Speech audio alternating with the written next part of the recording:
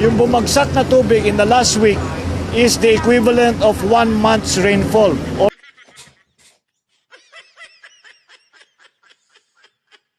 Tangina. Shit! Nasolusyonan niya ni ni Bongbong Marcos ang problema sa baha. Ayos. Ayos talaga, ayos. Ito.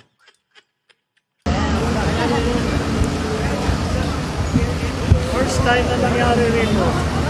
3 days. Ayan na. First time na nangyari. So yung mga mga loyalistang vlogger na nagsasabi, panahon pa ni Duterte yan, panahon pa ni Duterte. Gago. Ayan na nga yung amo ninyo.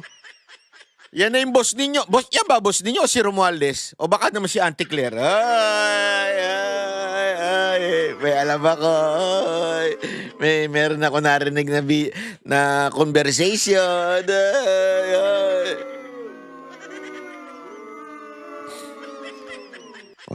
First time nangyari si BBM na nagsabi, yung amo ninyo. Sago, napuno itong Parañaque. Dito sa Parañaque nangyari ito eh. Dati hindi nangyayari yan eh. Napuno daw. Napuno. Ano napuno? Napuno ng ano? Tingnan nga natin kung ano yung napuno na yun. Napuno na ang init ng ulo ko sa iyo, hayop ka. Napuno na ang init ng ulo ng mga taong bayan. Pero dahil una-una, madaming basura, nasira pa yung trash trap. Tapos ang dami talagang bumagsak na tubig. Yung bumagsak na tubig in the last week is the equivalent of 1 month's rainfall. Almost 1 meter. Almost 1 meter. Kaya tayo nakakaganto, nagka-problema tayo ng ganto. Ayun, napuno. Ano daw? Napuno ng... Almost. Yung bumagsak na tubig in the last week is the equivalent of 1 month's rainfall.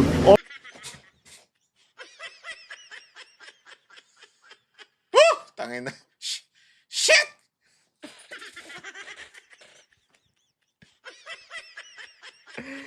Ako may payo lang ako sa mga BBM vloggers Alam mo ako sa inyo, singilin nyo yung amo ninyo ng malaki. Kasi ang hirap ipagtanggol niyan. Ang hirap ipagtanggol niyan. Wantakin mo, kaya tayo bumaba. Dahil napuno na ng tubig. Dahil napuno na ng ulan, kaya tayo bumabaha. Shit! That is a very intelligent analysis. Analysism. Ang lalim nun, brad, Kaya tayo bumabaha kasi napuno na ng ulan. Alam naman napuno na ng bato. Alam naman napuno na ng buhangin. Tubig syempre. Ay, naku buhay. Hindi ko na alam ang gagawin dito. Oo. Ano ba talaga nangyayari sa bayan natin?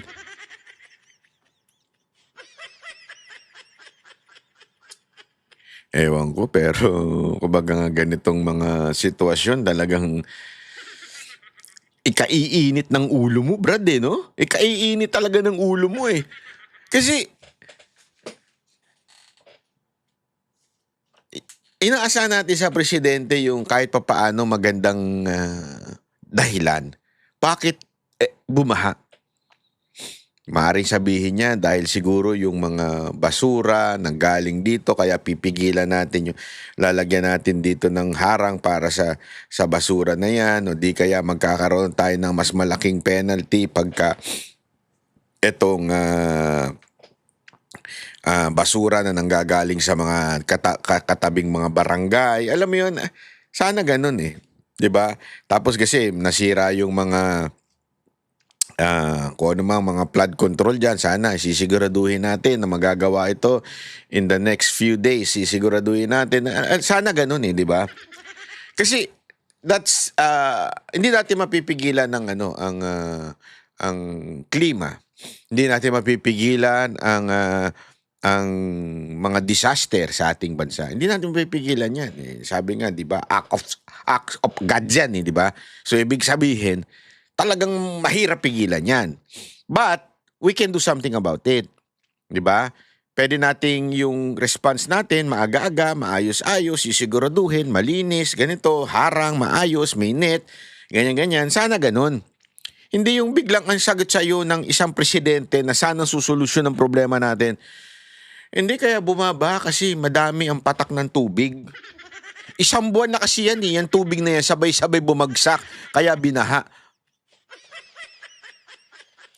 Mr. Bongbong Marcos, alam namin tubig yan. Hindi naman po buhangin yan. Alam po namin na galing sa ulan yan. Hindi po yan galing sa dagat, hindi rin po yan kung saan-saan galing. Alam namin, kaya nga, di ba tayo binaha dahil umulan eh. Grabe. Dinaig pa nito ang grade 1, di ba? Tanong mo sa grade 1 ng bakit tayo binabaha? Mas alam niya pa isagot eh. Di ba? Mas alam niya pa isagot kaysa dito. Anong klaseng mga kababayan? Parang awa niyo na oh. Sa 2028 naman, umayos naman kayo sa pagboto. Please lang. Please lang.